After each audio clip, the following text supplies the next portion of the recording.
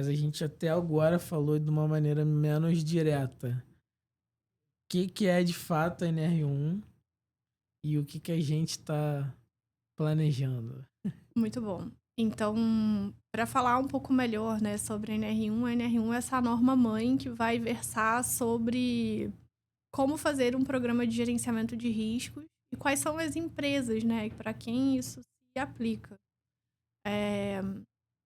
E ela vai versar sobre as outras normas, então existem outros NRs, e ela é uma norma diretora.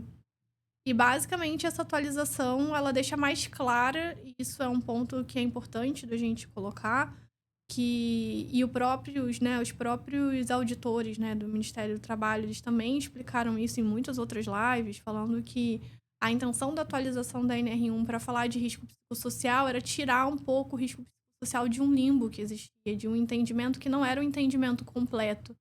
Então essa atualização, ela não é exatamente uma novidade, porque a gente já deveria tratar isso no NR17. A gente vai falar um pouquinho. Mas, basicamente, a intenção era deixar mais claro que todo mundo precisava cuidar dos riscos psicossociais, né? E, basicamente, quando a gente está falando dos riscos psicossociais, a gente está falando de quais são as situações que podem acontecer na organização do trabalho. E aí, quando a gente está falando de organização do trabalho, a gente está falando de comportamento, da liderança, das pressões de trabalho, da carga de trabalho. Tudo o que pode impactar em termos de situação, que pode ser tanto protetora da saúde mental desse trabalhador, porque o nosso trabalho ele pode ser um Sim, fator de proteção da nossa saúde mental, perfeito. da nossa autoconfiança, mas ela também pode ser deletéria. Então, como é essa relação do ambiente de trabalho e o quanto isso está adoecendo o trabalhador. E aí, o grande impulso para essa atualização e para que isso fosse mais explícito na NR1, dizendo que isso precisava ser cuidado e que isso precisava estar incluído no PGR, é, primeiro, internamente, que os próprios números do INSS estão mostrando que a gente está com uma crise, né, na saúde mental e aí os números de afastamento eles estão escalando num nível. 472 mil afastamentos no ano passado, custo de 3 bilhões a mais do que o ano anterior. Pois é, então isso é um custo, né? E aí isso vira um problema de saúde pública. Sim, perfeito. E então já existe, já tinha, né? Esses números eles não são só de 2024, 2023 a gente já Sim. teve uma aceleração muito grande desses números também. E a gente começou a falar mais fortemente das questões de saúde mental também por conta da pandemia, do isolamento. E isso começou a ficar mais claro para as pessoas que isso de fato, né, que as situações impactam na nossa saúde mental. É, mas isso também não é um movimento só interno. Quando a gente olha para fora do país, a gente entende que esse movimento, internacionalmente, ele já acontece em Perfeito. determinados países com mais força, mas isso já existia. Então, a OMS ela já fala sobre isso, a Organização Internacional do Trabalho já falava sobre esse tema. A gente tem, por exemplo, órgãos públicos, por exemplo, do Reino Unido, que é o HSE, que também já fala sobre isso. Então, já existe uma movimentação internacional anterior a esse movimento da atualização da NR1, que já começa a colocar um pouco de luz nesse assunto. Sim. Inclusive Então, com ISO, né? inclusive com as ISOs, né? Então, já era um movimento que acontecia lá atrás, lá fora, e que isso veio começando a ser refletido aqui. E aí, quando a gente está falando de ISO, por exemplo, a 45001, ela já fala da gestão de risco. Mas em 2018, a ISO formalizou a questão de gestão de risco psicossocial no ambiente de trabalho através da 45003. Perfeito. Então, ou seja, já de 2018 já existia uma estruturação, inclusive pelo olhar da ISO, né? Por exemplo, a gente falou do HSE. HSE é um órgão europeu, né? A gente está falando da parte mais de UK.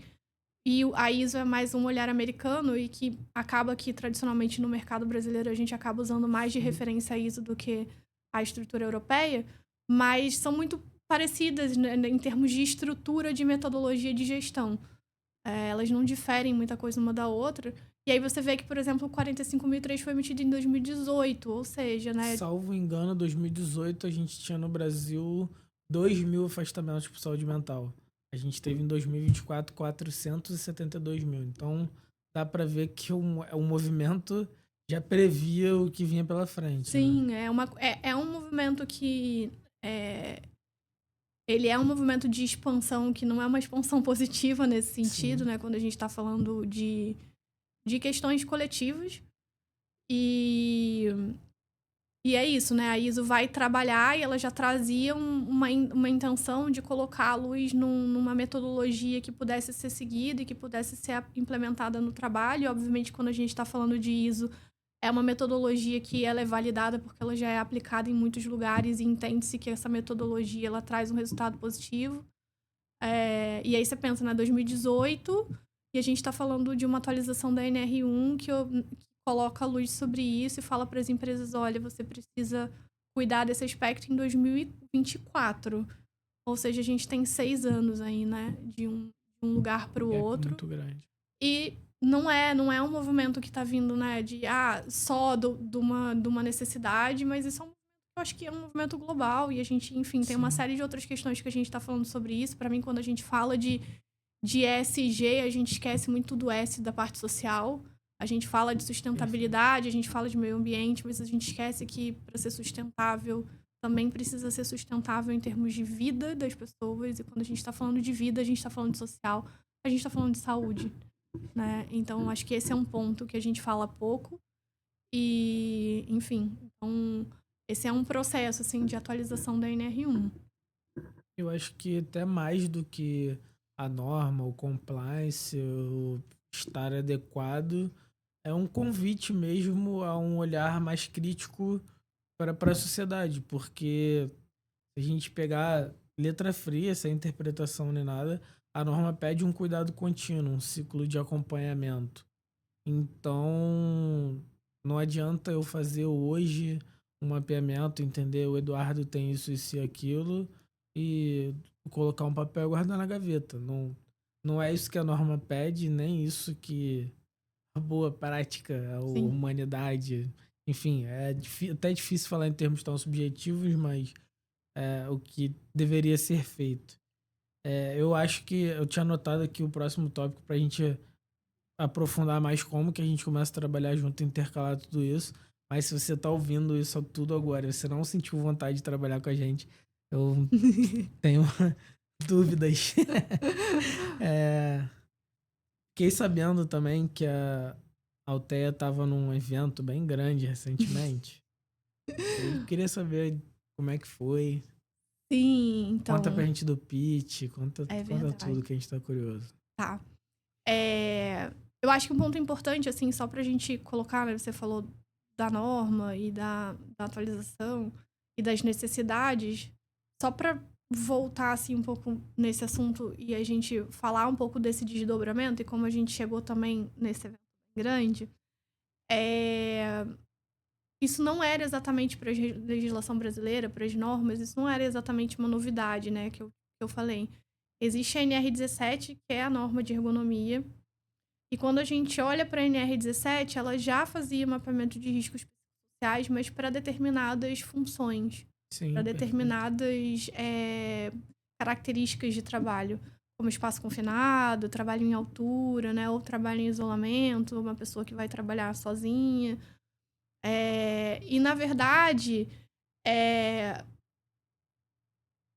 a norma, ela fala sobre o mapeamento dos riscos psicossociais. Ela nunca esteve escrito que isso deveria ser feito só para essas ocupações. Sim. A grande questão é que entendia-se que essas ocupações elas estavam num risco maior e mais expostas. E entendia-se que as outras ocupações não tinham, né, exposição a esse risco. E aí os números e todo esse contexto internacional começou a mostrar que não dá para fazer só até a página 2. A gente precisa olhar para todo mundo, a gente precisa olhar para o ambiente de trabalho de todas as pessoas. A gente tem um outro ritmo agora, a gente tem mais pressão de produtividade, a gente tem mais pressão com tempo, com o escopo de trabalho. Então, tudo está aumentando em termos de pressão e aí trabalhos administrativos que muitas das vezes não eram trabalhos que eram considerados, né, potenciais, que pudessem ter potenciais agravos à saúde daquele trabalhador, agora já começa a ser um problema. A gente tem um home office.